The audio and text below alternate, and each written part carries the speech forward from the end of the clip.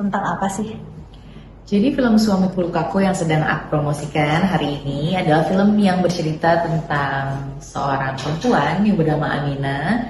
Dia itu tumbuh di keluarga yang kurang lebih memiliki keterbatasan secara bersikap karena dia dicontohkan sama ibunya bahwa relationship ibunya sama bapaknya itu kurang baik. Dalam arti kata bapaknya selalu keras sama ibunya, terus nggak ada toleransi, nggak ada rasa ingin saling mendengarkan, dan sering menerima physical abuse. Jadi dia tumbuh di lingkungan yang memang nggak terbiasa untuk melawan gitu. Nah, di seiring berjalannya waktu dia udah tumbuh dewasa, lalu dia dihadapkan dengan situasi yang namanya perkawinan. Dan di perkawinannya dia ini ya unfortunately she found a man yang memang punya masalah juga, yaitu adalah mempunyai ayah dengan background mungkin NPD gitu ya. Jadi sehingga anak ini, si suaminya justru malah tumbuh di situasi yang selalu harus berbuat keras juga karena dia tidak pernah menerima perhatian, genuine support dari bapaknya. Malah bapaknya selalu membuat dia self kritik sama diri sendiri karena dia nggak merasa puas. Dan itulah yang membuat dinamika hubungan mereka tuh sangat toksik. Kita syuting film ini di Pangkal Pinang, dan ternyata ironically Pangkal Pinang itu adalah satu kota dengan tingkat kekerasan perempuan tertinggi di seluruh Indonesia. Makanya aku pengen banget menyuarakan sih teman-teman bahwa kita sebagai perempuan bisa bersuara untuk stop kekerasan, dan apabila merasakan hal-hal yang sudah membuat kita tidak nyaman, please let someone that close to you know so that they can help you. Kamu bisa minta bantuan dan kamu bisa mencari jati dirimu kembali gitu. Okay. Kalau untuk riset sebagai Amina itu gimana, Kak? Riset sebagai Amina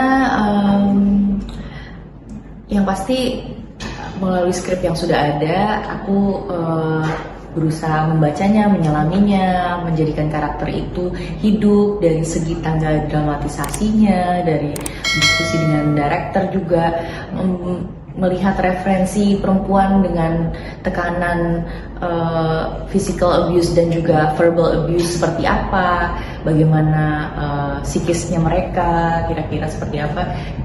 Itu yang aku pelajarin sebenarnya. Dan kalau untuk dari segi hikmahnya yang aku pelajarin sebagai acara sendiri menjalani karakter Amina ini, ya bahwa gak ada masalah sebenarnya yang datang pada kita yang gak mampu kita selesaikan. Dan sebenarnya seberat apapun masalahnya, kalau misalnya kita tetap fokus mendengarkan kata hati sendiri, lalu juga bicara dengan Tuhan dan kembalikan lagi ke universe, sebenarnya semuanya akan bisa teratasi. Jadi buat semua perempuan, sebenarnya cerita Suamiku Lukaku ini bukannya tentang perempuan atau cewek-cewek tersiksa doang gitu, tapi tentang perempuan yang berusaha bangkit kembali dari situasi yang pelik di dalam keluarganya, dan bagaimana dia mencari jati dirinya kembali setelah bertahun-tahun atau dalam waktu lama selalu berada di bawah dan diremehkan gitu. Okay. Sempat ada menggali cerita pengalaman asli dari perempuan yang mengalami nggak sih, Kak? Ada di riset semacam itu? Kalau dengar langsung, pastinya dari Pangkal Pinang itu sebelum kita syuting memang sudah didatengin tuh banyak wanita-wanita juga yang sebagai bahan riset. Kita melakukan perbincangan juga pada saat sebelum syuting didamping oleh sutradara Mbak Viva Westi dan juga Pak Syarat. Mereka yang menceritakan secara gamblang kalau misalnya orang yang namanya kena physical abuse sebenarnya diapain sih gitu. Nah itu aku pelajari juga bersama intimacy coach, ternyata emang parah-parah banget, bahkan lebih parah daripada adegan film yang kita tampilkan di bioskop. Jadi memang sangat sedih melihat bagaimana proses nonton bareng kemarin tuh membuat sebagian wanita yang merasakan hal tersebut sampai speechless gitu, nggak bisa ngomong, bahkan cuman bergetar bibirnya, lalu mereka menahan nangis karena mereka ke-trigger gitu mengingat kejadian di mana mereka menerima perlakuan tersebut. Ya referensinya sebenarnya ya dari lingkungan sekitar kita banyak sekali perempuan di luar sana ternyata yang belum mendapatkan perlakuan yang sempurna, yang jauh dari kata perlindungan gitu.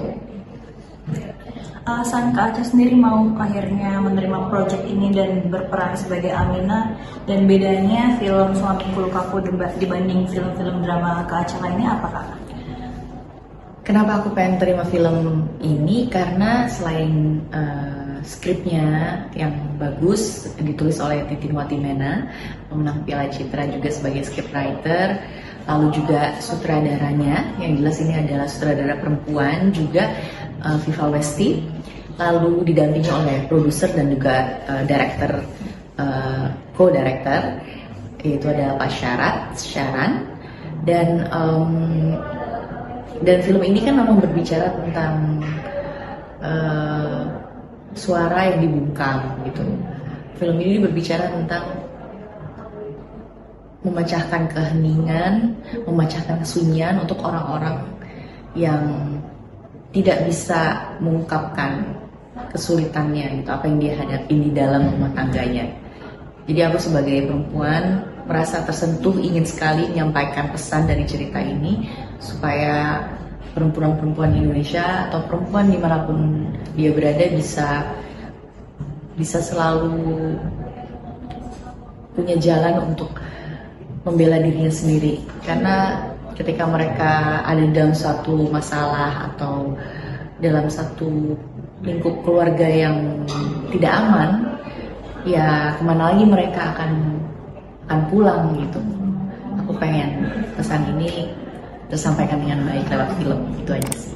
Oke, kalau adegannya sendiri adakah yang paling berbekas buat Kak Aca atau justru menjadi tantangan atau ada cerita menarik apa selama pembuatannya? Adegan yang bekas juga salah satunya adalah opening. Mungkin waktu itu aku kayak ada naik ke sebuah menara di Pangkal Pinang yang sangat famous banget. Nah, menara itu dibangun zaman Belanda dan tingginya tuh sekitar 40 kali putaran tangga itu naik ke atas, makin mengerucut sampai ke atasnya karena ada di atas muara itu kan masih ada lampu-lampu yang untuk jadi signal kapal-kapal yang lewat gitu di daerah sana.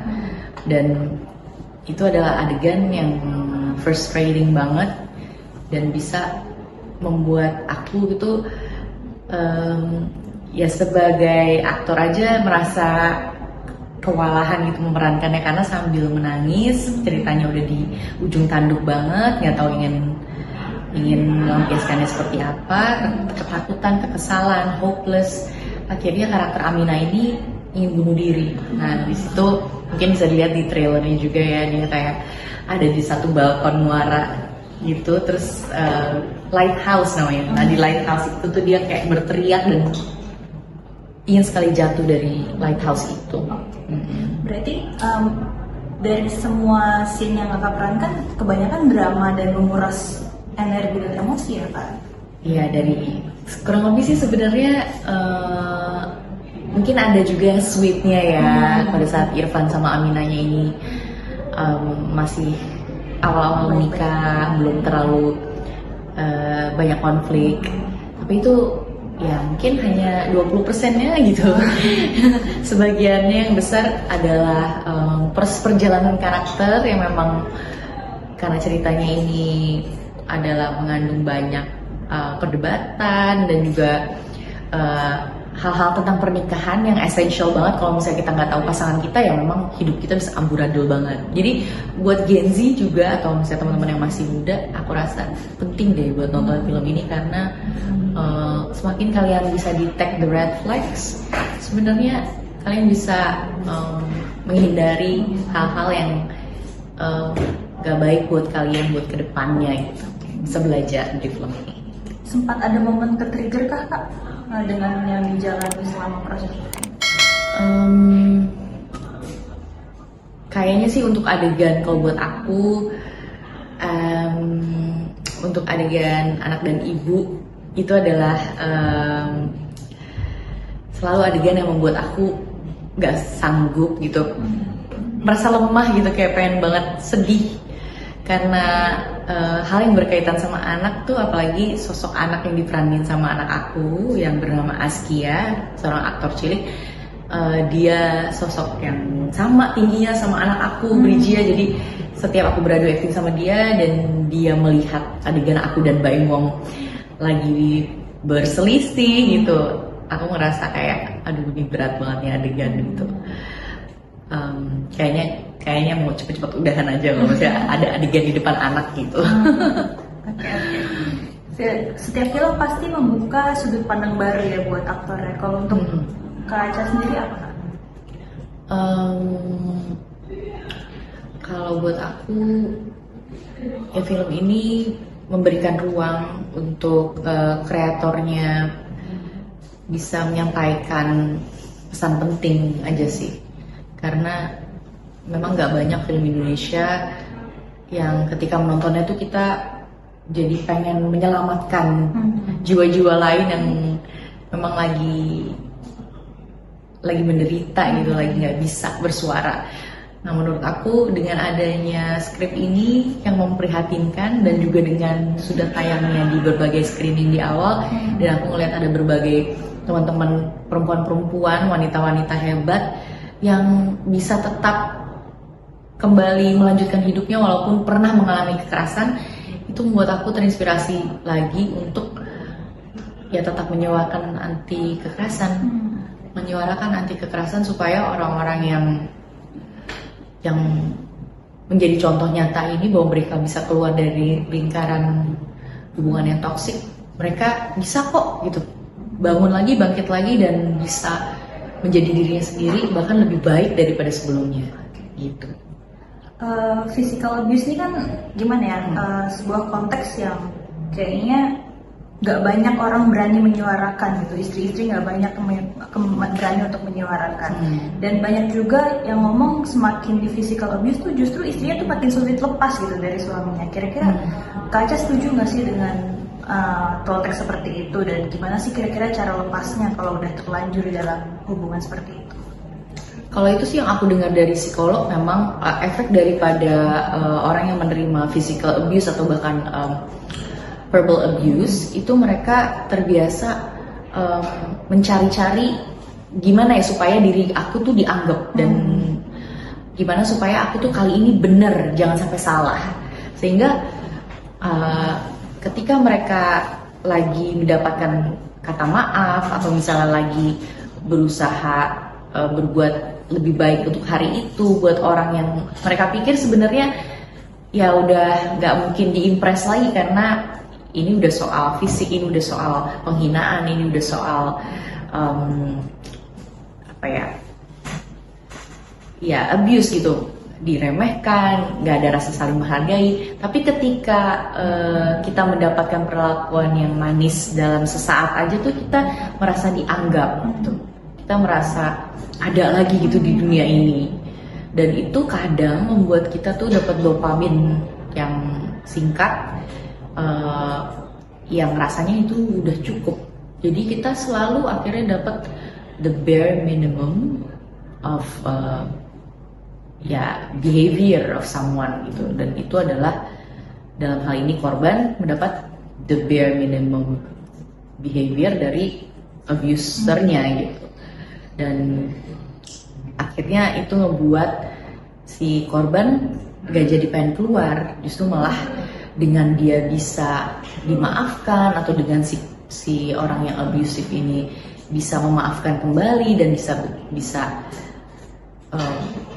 terkesannya lebih lembut pada saat-saat tertentu, itu adalah dopamin yang mereka terima dan mereka anggap itu ada sesuatu hal yang bervalue gitu. Itu sedih banget sih kalau misalnya kayak ada orang yang nggak bisa keluar karena mereka masih sanggup merasa bahwa kayaknya orang ini harusnya bisa sembuh gitu. Kayak apa ya? Ya menurut aku itu tuh seperti narkoba juga sih gitu. Jadi sesuatu yang membuat kecanduan, adiktif. Ketika orang pengen dipuji, pengen dianggap, pengen diperlakukan dengan adil walaupun sebiar minimum mungkin, ketika kita udah salah terus dan dibilang betul sekali itu kayak udah seneng gitu si korban gitu. Ada juga anggapan kayak nggak mau pisah dari suaminya karena kasihan sama anak tuh, kira-kira gimana Kak? Kalau menurut sudut pandangnya Kak Aca? Ya itu benar terjadi sih gitu, karena yang namanya kita orang tua pasti ngerasanya ketika kita gagal dalam pernikahan seolah-olah kita dicap sebagai manusia yang gagal di seluruh kehidupan kita.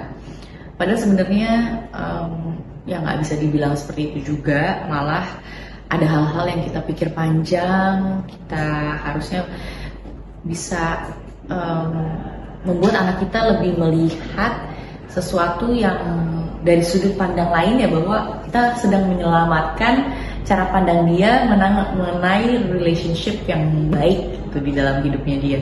Jadi semua pilihan sebenarnya ada di tangan korban, ada di tangan semua perempuan, ada di tangan semua laki-laki.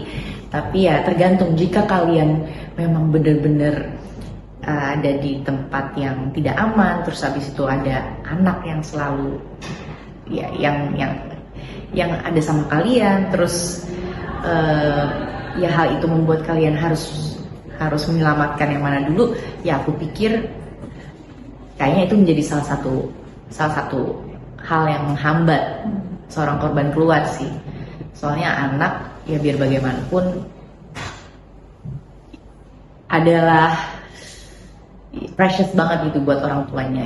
Jadi nggak bisa ditukar dengan apapun gitu. Oke.